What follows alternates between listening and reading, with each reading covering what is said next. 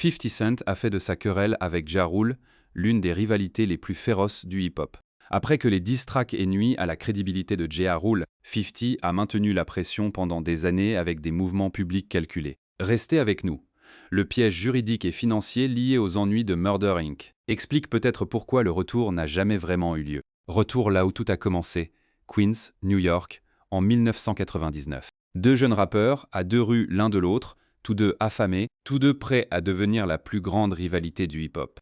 50 Cent et Ja Rule émergent tous deux à la fin des années 90, en grandissant dans 2 quartiers distincts de Queens, 50 Cent venant de South Jamaica, tandis que Ja Rule venait du quartier de Hollis. Même arrondissement, des blocs différents. Et en 1999, tous les deux essayaient de sortir de la rue et de percer dans l'industrie. Ja Rule signe chez Def Jam fin 95, grâce à son amitié avec le producteur Irv Gotti, et en juin 1999, il avait sorti son album de début Veni Veti Veci, et Hola Hola devient disque de platine. C'était lui qui avait l'amour du quartier. Pendant ce temps, 50 Cent a développé une amitié avec le duo de production Trackmaster, à l'instigation de Jam Master Jay, ce qui lui vaut un contrat chez Columbia cette même année. C'est là que ça devient compliqué. Il y a 2 versions de comment tout ça a commencé, et aucun des 2 gars n'a jamais complètement renoncé à sa propre histoire.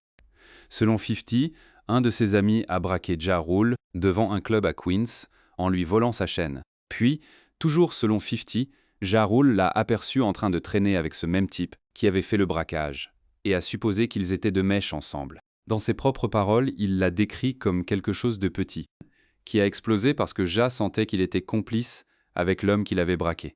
La version de Ja Rule diffère totalement. Il dit que la tension a en fait commencé plus tôt, lors d'un tournage sur Jamaica Avenue pour son single Murda for Life. Pour Ja Rule, le beef a commencé parce que 50 Cent était jaloux. Après que le réalisateur l'ait snobé à ce tournage, 50 était dans la foule, cherchant à briller, mais toute l'attention allait à Ja. En clair, 50 voulait qu'on le remarque, ça n'a pas été le cas, et en voulait à Ja d'avoir tous les projecteurs sur son propre territoire. Quelle que soit la version, les 2 hommes s'accordent sur un point. Le vol de chaîne a eu lieu et c'est ce qui a allumé la mèche. Et une fois que cette mèche a été allumée, il n'a pas fallu longtemps avant que cela devienne physique. Quand l'équipe de 50 Cent croise Murder Inc. au studio Hit Factory à New York, les choses sont devenues physiques. Ja Rule aurait été informé que 50 était en train d'enregistrer là-bas. Il s'est pointé et 50 a fini poignardé par Black Child, rappeur de Murder Inc. Ce n'est plus un beef rap. C'est un homme poignardé à cause d'une rivalité qui a commencé avec une chaîne et une rencontre en boîte. Puis, la musique. En octobre de cette même année, 50 Cent a fixé le rythme pour toute la querelle, quand il a sorti le diss track Life's on the Line, ciblant indirectement Ja Rule et son label. Ce n'était pas un hit. Cela ne venait même pas d'un album sorti. C'était extrait de son premier album non sorti, Power of the Dollar, qui n'est jamais réellement sorti, complètement éclipsé par le premier album certifié platine de Ja Rule. Donc le premier round sur le papier est allé à Ja Rule. Il avait le hit record. 50 avait un diss track leaké que personne, hors de l'industrie, n'avait entendu. Mais 50 Cent n'avait pas terminé. Il est revenu avec Wanksta, et on croyait largement que c'était destiné à Ja Rule, et c'est devenu le premier vrai single à succès de 50, atteignant la 13e place du classement Billboard. C'est le schéma qui définirait les 25 années suivantes. Ja Rule a l'amour de l'industrie. 50 transforme son ressentiment en single encore plus gros et commence lentement à grignoter le terrain que Ja Rule avait construit. Puis 20 mai 2000, 50 Cent a reçu 9 balles devant la maison de sa grand-mère, dans le Queens. Il a survécu, de justesse, et cela a démantelé tout son accord avec Columbia. C'est là que le beef cesse d'être une simple histoire d'ego et a commencé à être une véritable enquête criminelle. Un affidavit d'un agent de l'IRS a plus tard suggéré des liens entre Murder Inc. et Kenneth Supreme McGriff, un baron de la drogue new-yorkais soupçonné d'être lié au meurtre de Jam Master Jay, et à la fusillade de 50 Cent. L'extrait décrivait un complot impliquant McGriff et d'autres pour assassiner un artiste rap, qui avait sorti des morceaux sur les activités de McGriff, un artiste qui a été abattu en 2000, a survécu et a refusé de coopérer avec la police. Cet artiste, c'était 50 Cent, et l'homme qu'il croyait être lié à cette fusillade, Supreme McGriff, était l'homme même auquel Ja Rule était lié. 50 Cent l'a indirectement confirmé dans une interview avec XXL, disant qu'il en voulait à Ja Rule d'être sous l'égide de Kenneth Supreme McGriff. Donc au moment où 50 Cent s'était rétabli après avoir reçu 9 balles, ce n'était plus seulement de l'envie à cause d'une chaîne ou d'une séance photo. Dans son esprit, les gens autour de Ja Rule étaient connectés à la raison pour laquelle il avait failli mourir. Et à partir de ce moment, chaque diss track qu'il a écrit avait ce poids derrière lui. Il ne cherchait pas juste à gagner une bataille de rap. Il voulait s'assurer que ceux qui avaient laissé faire ne s'en relèvent jamais. C'est l'histoire que la plupart des gens connaissent en surface, deux rappeurs qui ne s'aimaient pas. Ce que presque personne ne remarque en temps réel, c'est à quelle vitesse cela est passé d'une insulte personnelle à quelque chose que les autorités fédérales ont commencé à surveiller. Et c'est exactement là où les choses s'aggravent ensuite. En 2002, le conflit entre ces deux s'était arrêté d'être confiné aux diss tracks et aux incidents en boîte. Il était sur le point d'exploser en quelque chose qui finirait par démanteler un label entier. Ja Rule et Irv Gotti ont lancé une attaque cette année-là, s'en prenant à 50 Cent publiquement lors de la sortie de l'album The Last Temptation de Ja. L'attaque verbale de Gotti et Ja Rule était largement considérée comme un coup de publicité pour cet album, qui devait initialement sortir en novembre 2002. La réponse de 50 Cent a été de divulguer un morceau qui rendait clair qu'il ne jouait pas le jeu. Une attaque largement considérée comme une vengeance pour ce raid. C'est le moment où le conflit a cessé d'être deux gars qui se jetaient des couplets, et est devenu le sujet d'une affaire que le gouvernement fédéral construisait activement. Les agents ont trouvé des textos où Supreme McGriff discutait de son obsession pour 50 Cent, le gouvernement arguant que Murder Inc. était essentiellement une opération de blanchiment pour les profits de drogue de McGriff. Lié à un seigneur de la drogue, et 50 Cent est l'artiste dont la fusillade se trouve au centre de toute cette affaire. Et en 2003, il a sorti Get Rich or Die Trying. L'album a fait ses débuts à la première place du Billboard 200 et est devenu le disque le plus vendu de cette année-là, chaque single se vendant à plusieurs millions d'exemplaires. L'une de ces pistes visait directement Murder Inc. Back Down est devenu le diss track le plus marquant de la querelle jusque-là, disséquant la capacité de Ja Rule et Murder Inc. à préserver leur image, alors que 50 Cent accumulait un succès commercial bien plus grand en une période beaucoup plus courte. Ja Rule avait une avance de 5 ans dans l'industrie. 50 Cent n'avait besoin que d'environ 18 mois pour le dépasser complètement. Et voici la partie cruelle. Ja Rule ne pouvait même pas répondre pleinement. Les complications juridiques impliquant Murder Inc. ont retardé et réduit la réponse de Ja Rule, la plupart de ses premières réponses se limitant à remixer les pistes de 50 et réenregistrer des couplets contre lui. Il n'écrivait pas de nouvelles attaques d'une position de force. Il recyclait les beats de 50 pendant que son label s'effondrait. Puis d'autres se sont joints à l'attaque. DMX, qui avait son propre différend de longue date avec Ja Rule depuis un super groupe échoué avec Jay-Z, s'est associé à Eminem et Obitrice pour attaquer Ja Rule sur Go to Sleep, pour la bande sonore de Cradle to the Grave, en février 2003. Ja Rule a tenté de riposter, et c'est là qu'il a probablement pris la pire décision tactique de toute la querelle. Cette seule décision a tourné toute l'industrie du hip-hop contre lui. Eminem et D12 ont riposté presque immédiatement avec Hailey's Revenge, un diss track, salué par la critique comme l'un des plus agressifs et féroces du genre. Soudain, ce n'était plus seulement 50 Cent et Ja Rule. Obitrice et Busta Rhymes s'y sont joints aussi, Busta s'associant avec 50 Cent et Eminem pour une reprise du Hail Mary de Tupac. Ja Rule avait transformé une rivalité à deux en guerre contre Shady Records, Aftermath et la moitié de la côte Est, tandis que son propre label était sous enquête fédérale. Vers la fin de 2003, les choses étaient devenues si dangereuses que les gens qui avaient vécu les années Tupac et Biggie craignaient véritablement où cela menait. La violence avait tellement empiré que les leaders craignaient une répétition de cette tragédie. Cette peur a amené l'une des figures les plus improbables à jamais s'impliquer dans une querelle de rap. Le ministre Louis Farrakhan, le leader de la nation de l'islam, a organisé un sommet de paix secret pour tenter d'étouffer la querelle avant que le sang ne coule davantage. Ja Rule est ensuite passé à la télé pour dire que la querelle était terminée, par respect pour ce qui s'était passé là-bas. Il est apparu dans une interview affirmant que la querelle était terminée, par respect pour Farrakhan, disant qu'il s'était mis d'accord pour ne pas s'entretuer. La réponse de 50 Cent à ce sommet en dit long sur la façon dont cette querelle fonctionnait vraiment de son côté. Il a vu la trêve comme un signe de faiblesse, refusant de reculer publiquement ou de serrer les mains. Et aux yeux de la communauté hip-hop, Ja Rule semblait implorer la paix, parce qu'il était en train de perdre, tandis que 50 semblait inarrêtable et refusait de compromettre. Donc même quand les rues elles-mêmes voulaient que cela s'arrête, 50 Cent a trouvé un moyen de transformer l'offre de paix en une autre victoire. C'est le modèle qui définirait tout ce qui suivrait.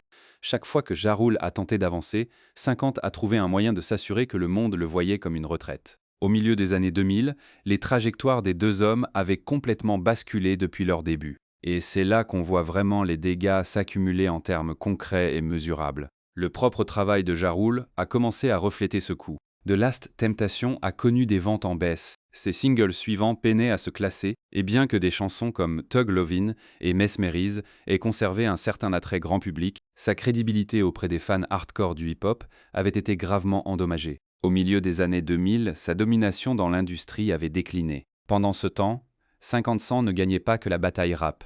Il en bâtissait un véritable empire commercial. Son influence n'a cessé de croître alors qu'il lançait J-Unit Records, J-Unit Clothing, et investissait même dans Vitamin Water. Ce seul investissement dans Vitamin Water lui rapporterait plus tard des dizaines de millions lors du rachat par Coca-Cola. Ja Rule, en même temps, voyait ses positions au classement glisser davantage chaque année. Et 50 Cent ne s'est pas arrêté à Ja Rule.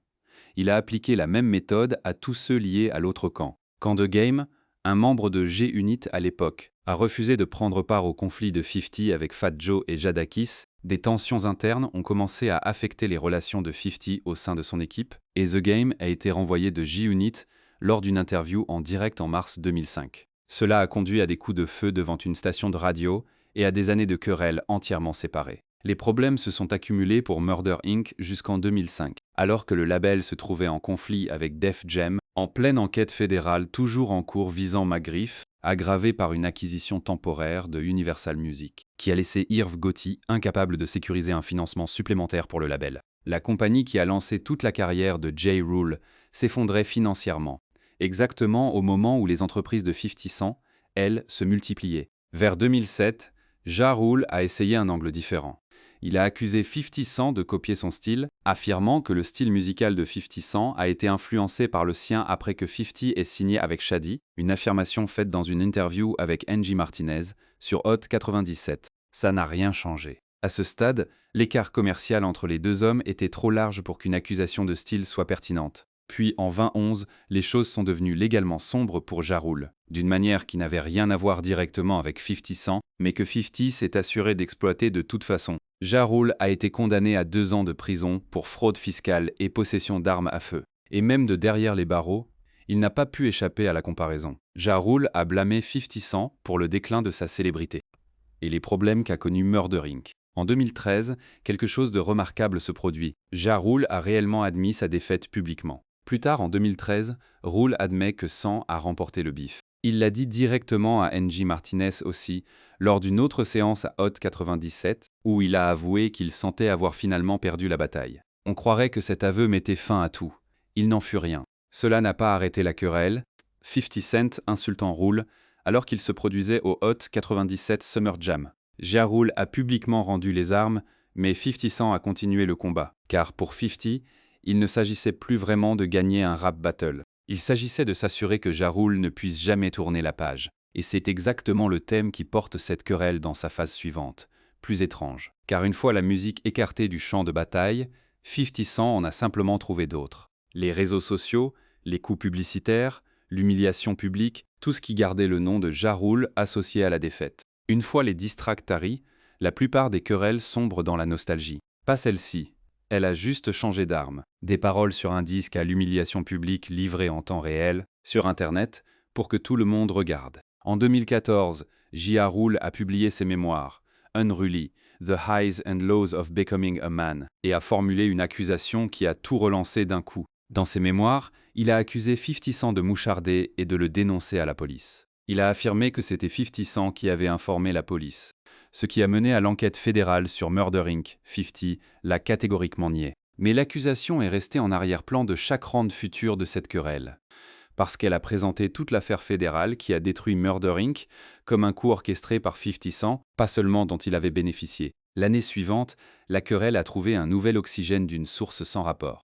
En 2015, Drake et Meek Mill se sont retrouvés dans une querelle amère, les gens la comparant à celle de 50 et Ja. Et voilà la partie amusante. Pour une fois, les deux hommes ont réellement été d'accord sur quelque chose. Fif et Ja ont convenu sur Twitter que ce bif ne valait pas le leur. Deux hommes en désaccord sur l'origine de leur rivalité pouvaient au moins s'accorder à dire qu'aucune autre rivalité ne s'en rapprochait vraiment. Cet accord n'a pourtant pas tenu lieu de trêve. Sur la discussion Drake-Meek réelle, la querelle entre les deux rappeurs s'est ravivée. Quand Ja Rule a répondu à un abonné sur Twitter, à propos de Meek Mill et Drake. Enragé, 50 Cent a répondu avec des photos et des commentaires sur Instagram, ne soutenant que Drake. Puis 27 arriva. Et c'est là que l'instinct de 50 Cent pour trouver le moment le plus faible de Ja Rule et sauter dessus prit une autre ampleur. Ja Rule a cofondé le Fear Festival, le festival de musique de luxe qui s'est effondré dans un désastre viral, laissant les participants bloqués sans vraie nourriture, sans vrais hébergements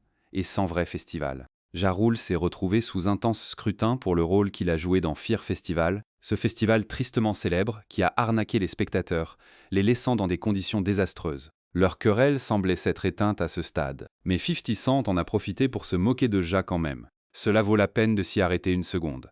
Ja Rule faisait face à des retombées juridiques et réputationnelles réelles de la part de Fear. Des poursuites, des gros titres, l'humiliation publique à grande échelle. Et la seule personne qui s'est présentée pour aggraver les choses, au lieu de laisser faire, était celui avec qui il se querellait depuis 1999. L'année suivante a apporté le coup Groupon, ce qui pourrait être le geste le plus 50-100 dans toute cette histoire de 25 ans. Au début de 2018, Ja Rule a lancé les hostilités sur Twitter en tirant sur Fif, ce qui a mené à un échange amer entre les deux. Cet échange s'est intensifié jusqu'à ce que 50 décident de mettre de l'argent réel derrière le trolling. En octobre 2018, 50 Cent a piégé Ja Rule en achetant 200 billets de premier rang à prix réduit pour un spectacle à venir à Arlington, au Texas, pour un total de $3000 via Groupon, confirmant plus tard sur les réseaux qu'il avait acheté ces billets, spécifiquement pour forcer Ja Rule à se produire devant des rangées de sièges vides. Pense à ces couches-là. Ce n'était pas une diss track.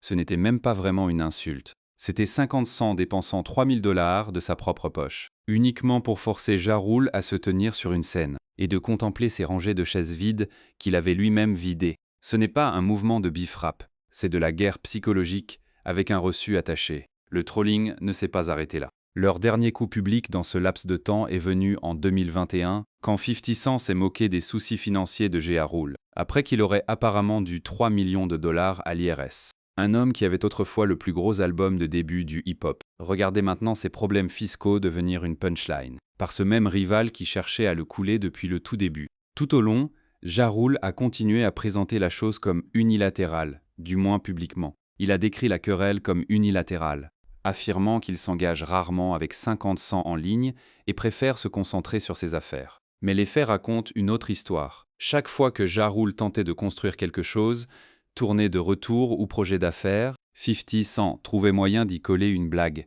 avant que ça prenne forme aux yeux du public. Et puis, en 2025, la querelle a trouvé son chapitre le plus sombre, un qui n'avait rien à voir avec la musique de l'un ou l'autre, et tout à voir avec l'homme qui a tout commencé pour tous les deux. Irv Gotti, l'homme qui a signé Ja Rule, construit Murder Inc., et qui s'était présenté comme le général derrière chaque grand coup dans cette guerre, est mort à 54 ans, après une bataille contre le diabète et plusieurs AVC. Irv Gotti, mort à 54 ans, souffrait de diabète et d'AVC ces dernières années, et avait été derrière les carrières de Ja Rule, DMX et Ashanti. C'était l'homme que Ja Rule appelait son mentor. L'homme qui a financé la machine qui l'a rendu célèbre et qui était directement lié à l'affaire fédérale qui a finalement démoli cette machine. La réaction de 50 Cent fut immédiate, et c'était exactement ce que 2 décennies d'histoire auraient prédit. Il a reconnu le décès en publiant une photo de lui assis devant un narguilé, à côté d'une pierre tombale lisant RIP, exhalant de la fumée et légende l'image « Je fume sur ce pack Gotti, là, na, que Dieu le bénisse quand même ». Internet s'est immédiatement divisé. Certains utilisateurs ont commenté que la mort n'est pas un jeu, tandis que d'autres jugeaient malveillant de se moquer d'un défunt. Mais d'autres l'ont défendu franchement, pointant tout ce que le clan Gotti aurait fait subir à 50 Cent au fil des ans. Un commentateur a rappelé qu'on avait tenté de blacklister 50 dans l'industrie, se demandant comment quiconque s'attendait à ce qu'il réagisse. Pour Ja Rule, ça dépassait une limite que ni les diss tracks ni les billets Groupon n'avaient jamais atteinte. Il l'a abordé au Breakfast Club des mois plus tard, et pour l'une des rares fois dans toute cette querelle, on pouvait entendre une vraie colère sous le dédain habituel. Interrogé à ce sujet, il a admis que ça l'agaçait, qualifiant ça de débile, mais une connerie qui l'a quand même touché, avant de révéler qu'il avait parlé à Supreme McGriff, qui l'a dissuadé de ce qu'il a appelé devenir nucléaire. 50 Cent, bien sûr, s'est moqué qu'on ait même posé la question à Ja Rule. Il a écrit que le Breakfast Club devrait avoir honte de poser des questions qui perpétuent la violence, ajoutant que Ja Rule avait été prêt à devenir nucléaire pendant 22 ans. Ja Rule a riposté sur les réseaux sociaux avec des mots parmi les plus personnels qu'il ait jamais employés contre lui publiquement, évoquant la fusillade qui avait failli tuer 50 en 2000, et l'accusant de ne jamais avoir géré les hommes responsables. Cet échange unique, sur un homme mort avec lequel ils avaient tous les deux un historique, vous prouve que la querelle n'avait jamais vraiment cessé.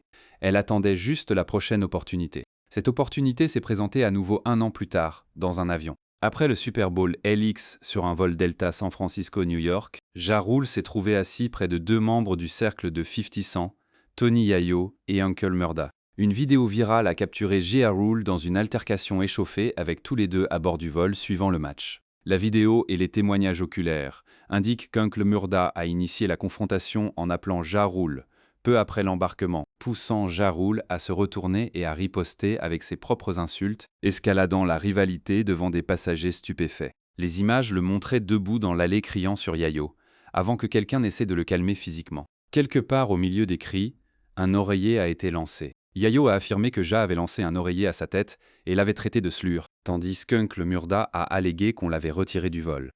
Delta a confirmé le différend, un porte-parole déclarant que 2 clients avaient été interpellés par l'équipage de cabine suite au désaccord, et un client a été rebooké sur un vol ultérieur. Ce client était Ja Rule. Il a devancé l'histoire lui-même sur les réseaux sociaux, la présentant comme lui, tenant tête à 2 personnes seules. J'ai défoncé ces petits voyous tout seul dans un avion, ajoutant qu'il avait jeté l'oreiller à la tête de Yayo parce qu'il l'avait traité de mou, lui faisant tomber son chapeau au passage. Et comme prévu, 50 Cent est arrivé pour reformuler toute l'affaire, comme Ja Rule, désespéré d'attention. Il a écrit que Ja était seul, donc il a dû faire une scène pour qu'on le retire. 25 ans après, qu'une chaîne ait été arrachée devant un club à Queens. Les 2 mêmes camps reproduisaient toujours la même dynamique exacte. Ja Rule réagissant, 50 Cent se moquant de la réaction, Internet décidant qui s'en sortait le plus mal. Ce qui a changé cette fois, c'est ce qui a suivi. Ja Rule, approchant maintenant de la cinquantaine et sur le point de devenir grand-père, s'est réellement excusé. Quelque chose qu'il n'avait presque jamais fait au cours de 2 décennies de cette rivalité. Il a dit à ABC News qu'il n'était pas fier de son comportement, le trouvant bête, disant qu'il est un homme adulte sur le point d'être un grand-père fier, et souhaitant que la vidéo ne soit pas sortie, ajoutant qu'il n'aime pas que les gens le sortent de son personnage. C'était une note étrange sur laquelle atterrir, un homme revenant publiquement sur sa propre explosion, tandis que son rival continuait à en rire. Mais ça correspond à tout ce que vous venez de voir. Ja Rule a passé la meilleure partie de 25 ans à essayer de dépasser cela, pour se concentrer sur ses affaires, sa famille, son héritage. Et à chaque fois, quelque chose le ramène dans exactement le même combat, généralement parce que 50 Cent s'en est assuré. Regardez ce que chaque homme a emporté. La fortune de Ja Rule avoisine 4 millions de dollars, tandis que celle de 50 Cent est estimée à 60 millions de dollars. Cet écart seul vous dit qui s'en est mieux sorti financièrement. Mais l'argent ne résume pas vraiment ce qui s'est passé ici. 50 Cent n'a pas juste survendu Ja Rule dans les années 2000. Il s'est assuré que chaque tentative de retour, chaque entreprise commerciale, chaque tentative de tourner la page finissait en blague, en canular ou une critique publique qui ramenait le projecteur directement sur la rivalité. La musique de Ja Rule n'a jamais cessé, sa carrière continue et il se produit toujours en tournée et lors d'événements. Mais la montée en popularité de 50 Cent au début des années 2000 et le conflit qui en a découlé a directement causé le déclin de sa carrière musicale. Ce n'est vraiment pas un débat à ce stade. Ja Rule lui-même l'a dit à voix haute. Le plus frappant, ce n'est pas juste que 50 Cent ait gagné, c'est qu'il n'a jamais cessé de se présenter pour le rappeler au monde. Pendant une pandémie mondiale, pendant une enquête fédérale, à travers la mort d'un homme, puis une bataille d'oreillers, dans un vol commercial en 2026. La plupart des rivalités dans cette industrie ont une tournée d'adieu, une chanson commune, une poignée de main à un gala des prix. Celle-ci trouve simplement de nouvelles scènes. Et basée sur tout ce que les 2 hommes ont dit au cours des derniers mois, il n'y a aucune raison de penser que celle-ci est proche de sa fin. Querelle entre 50 Cent et Ja Rule, Wikipédia. L'historique complet de la relation entre 50 Cent et Ja Rule, capital XTRA. 50 Cent vs Ja Rule. L'histoire du conflit qui a détruit un label, Diverse Mentality, de 1999 à 2025. Chronologie de la querelle de 25 ans entre Ja Rule et 50 Cent. Soap central. Ja Rule et 50 Cent se battent à coups d'oreiller dans un vol en provenance de SFO. Yahoo! Explication du conflit entre Ja Rule et 50 Cent. Briefly.co.za. La querelle entre Ja Rule et 50 Cent. Comment leur conflit a façonné le hip-hop. Hip-hop Vib. 50 Cent. Wikipédia querelle entre Ja Rule et 50 Cent dans un combat de bataille en plumes, National Today. Ja Rule quitte le vol du Super Bowl après une bataille d'oreiller, Yahoo Style Canada. Bagarre en avion entre Ja Rule et Tony Yayo, à l'intérieur de l'incident Delta viral, Backyard Drunkard. Ja Rule jure de jamais arrêter sa querelle avec 50 Cent et Tony Yayo. Billboard. Ja Rule quitte le vol du Super Bowl après une bataille d'oreiller. AOL. 50 Cent réagit à l'altercation de Ja Rule en avion, Yahoo. 50 Cent se moque d'Irv Gotti suite au décès du mogul du rap, Hollywood Reporter. Ja Rule répond à 50 Cent après le manque de respect envers la mort d'Irv Gotti. Billboard. Ja Rule réagit à 50 Cent qui se moque de la mort d'Irv Gotti. Billboard. Ja Rule répond aux moqueries de 50 Cent concernant la mort d'Irv Gotti. Vib. Ja Rule s'énerve contre 50 Cent à cause de ses commentaires sur la mort d'Irv Gotti. Jam 107,5. Ja Rule réagit à 50 Cent moquant la mort d'Irv Gotti. Complexe. Les réactions de Kanye West, Ja Rule, Fat Joe et même 50 Cent face à la mort d'Irv Gotti, Hip Hop Day.